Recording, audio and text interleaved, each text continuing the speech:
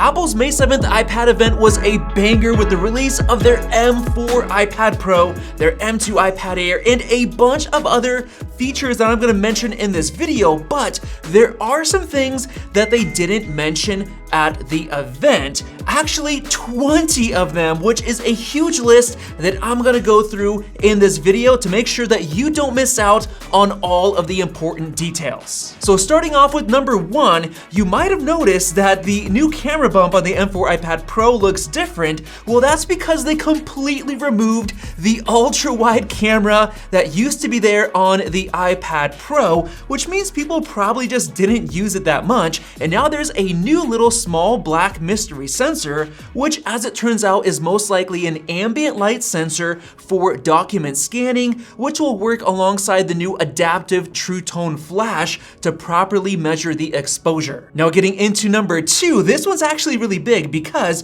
if you buy the base 256 gig or 512 gig models of the M4 iPad Pro, you actually won't get the 10-core M4 chip. Yep, you're only getting the 9-core with only 3 performance cores instead of the full 4, and that is actually very important for multi-core performance. So there's a chance that the 9-core version of the M4 might not actually be that much faster than the M3 in the MacBooks. And speaking of performance, that brings us to number 3. Apple says that the new M4 chip is up to 50% faster in terms of CPU performance than the M2 iPad Pro. Now, there might be a chance that this is cherry-picked because Apple tested Affinity Photo's CPU benchmark for multi-core, but I do actually expect these results to translate pretty well over to Geekbench 6's multi-core test. Because if you think about it,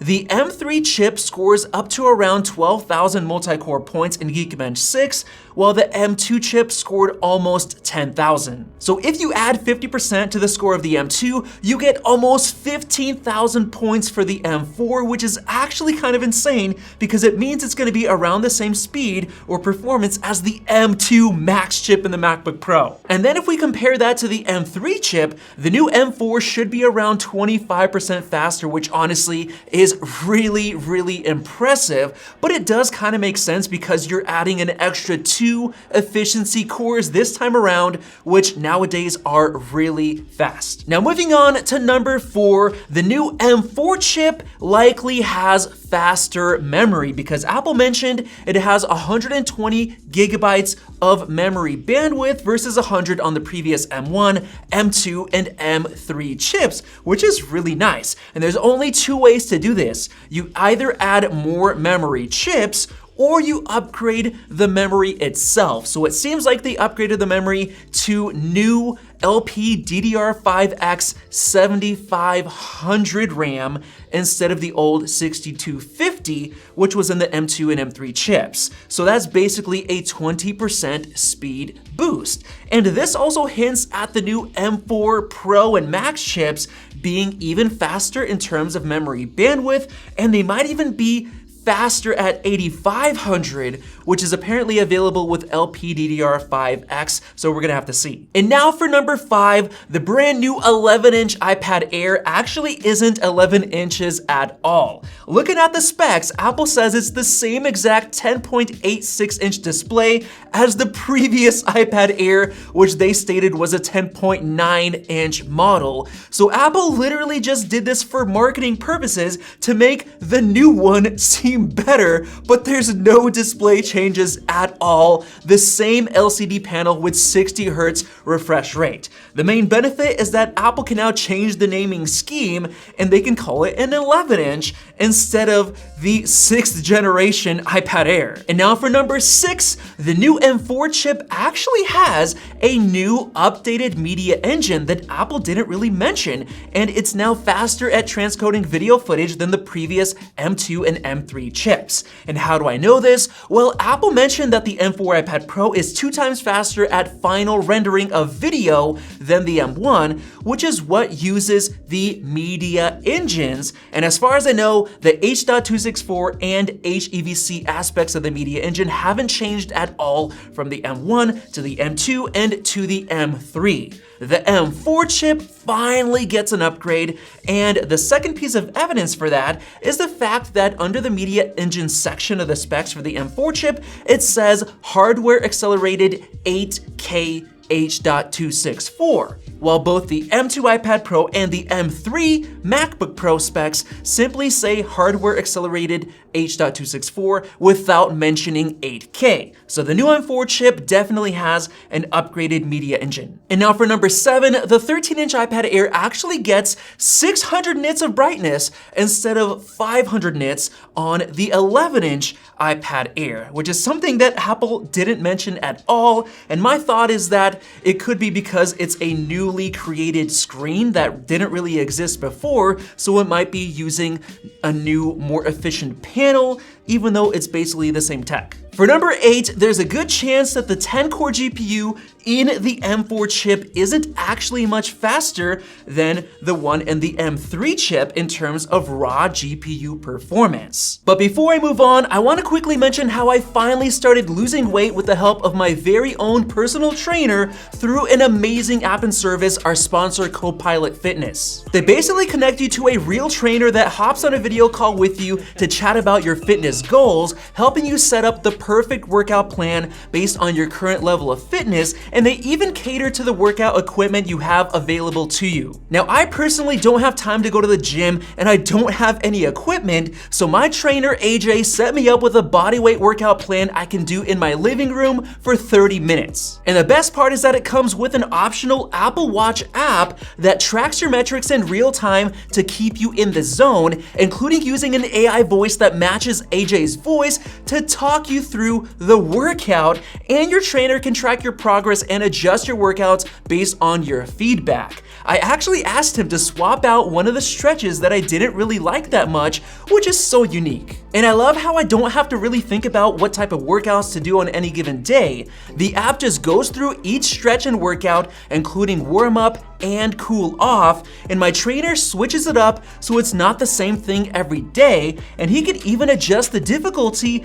and the reps as I get more used to it. And I love how the app makes it so easy to log my weight, showing me my progress in the app, which actually encourages me to watch what I eat, especially on days when my weight spikes back up. This has honestly been the best workout experience I've ever had, finally getting me to work out again because of how easy and simple CoPilot Fitness makes it, including accountability from my personal trainer AJ. So start getting back in shape with CoPilot Fitness today by using the link below to get 14 days free with your own personal trainer. Apple mentioned that the M4 iPad Pro is 4 times faster than the M2 iPad Pro in terms of video rendering, but that is actually comparing ray tracing performance, seeing as the M4 chip has hardware ray tracing support versus software-based ray tracing with the M2. So I went and looked at Apple's M3 MacBook Air charts and found that the M3 chip is around 4.45 times faster than the M2 chip in terms of ray tracing performance. So basically, there might not be any upgrade in terms of raw GPU performance with the M4 chip, but we're gonna have to wait and see. And now for number 9, the new iPad models no longer have SIM slots. Yep, they're both now using eSIM only for the cellular models, and that's gonna make it more difficult for those of you who like to travel to different countries and swap out your physical SIM cards. You won't really be able to do that anymore. And now for number 10, the new iPad Air models also now get Wi-Fi 6E and Bluetooth 5.3, which is a cool little bonus that Apple didn't mention, while the new iPad Pros still have Wi-Fi 6E and they don't have Wi-Fi 7, unfortunately. It looks like Apple's saving that for the next iPad Pro upgrade. And now for number 11, both of the new iPad Pro and iPad Air models no longer support the Apple Pencil 2. So if you already have that Pencil, you can't simply upgrade to the new Air and use it. You're gonna have to buy the new Apple Pencil Pro to make it work with wireless charging. Why?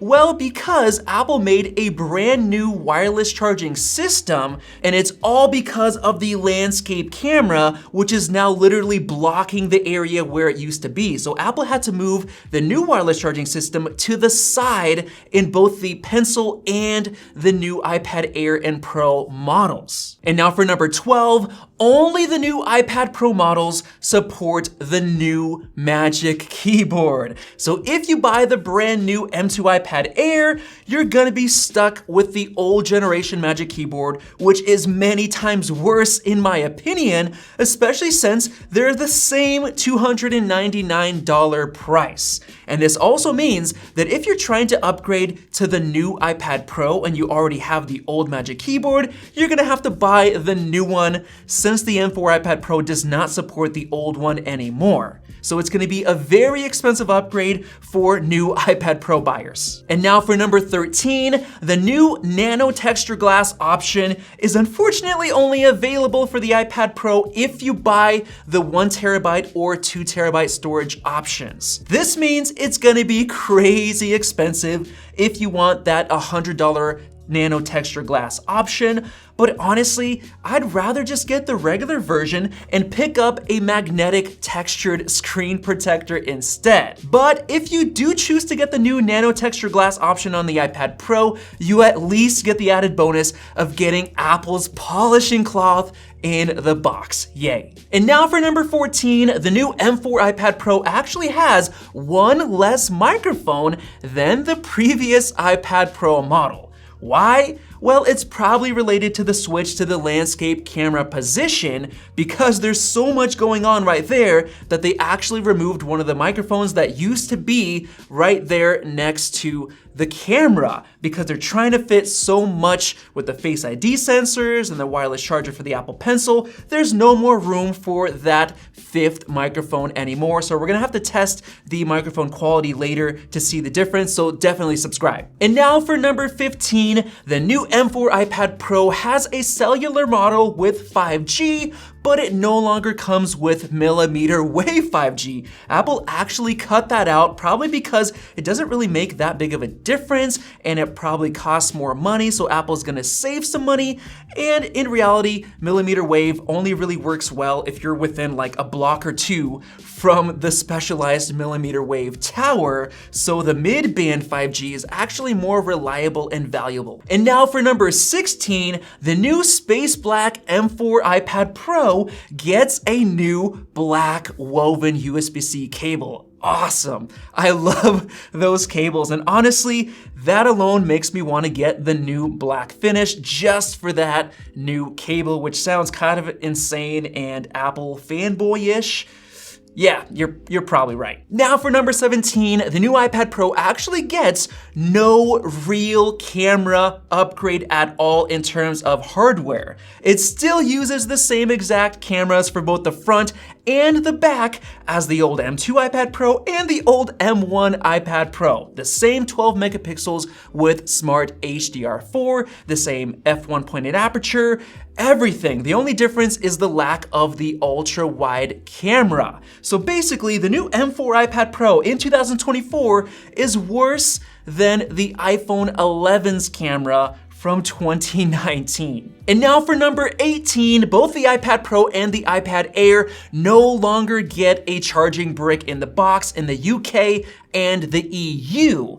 So that could be a little bit disappointing for you guys over there, especially since the base model iPad still comes with one, but chargers aren't really that expensive, so it's not that big of a deal. Or is it? And now for number 19, the iPad Pro in other areas of the world only comes with a 20-watt power adapter, just as it did in the past, which kind of sucks because the iPad Pro can actually charge up to 40 watts peak. So some people were using 45-watt power adapters to charge them even faster than with the 20-watt charger. So if you want to have the fastest charging, definitely pick up a faster power adapter from Amazon. I'll leave a link down below. And finally, for number 20, the new M4 iPad Pro still has the same 10 hours of battery life, even though it has the new more efficient M4 chip, which is supposed to be a lot more efficient, especially with those new 6 efficiency cores instead of the previous 4, but Apple is keeping the battery life at the same rated level. Why? Well, likely because Apple increased the standard brightness up to 1000 nits from 600 with the new tandem OLED, which means that people will likely use the brightness levels at higher levels than before, so they kind of have to play it safe and keep the rated battery life the same. But not only that, the actual battery sizes are smaller, at least on the 13-inch model. The new 13-inch iPad Air uses a 38.99 watt-hour battery versus 40.88 on the previous 12.9-inch M2 iPad Pro, so it's about 5% smaller. However, the new 11-inch model's battery is actually quite a lot bigger, 31.29 watt-hours compared to 28.65 on the old 11-inch M2 model, so it's about 9% bigger, and that's likely because the old model used a regular LCD display that peaked at 600 nits instead of the new tandem OLED at 1000 nits or 1600 peak with HDR. So basically that 9% battery size increase helps explain why the 11-inch model is actually thicker than the 13-inch model. So there you guys go. Hopefully you enjoyed this video. That was 20 things that Apple didn't mention at their May 7th iPad event. So if you enjoyed it, definitely click above to subscribe. And by the way, thanks to CoPilot for sponsoring this video. So definitely use the link below to get your 14-day free trial with your own personal trainer today. Thanks for watching, and we'll see you in the next video.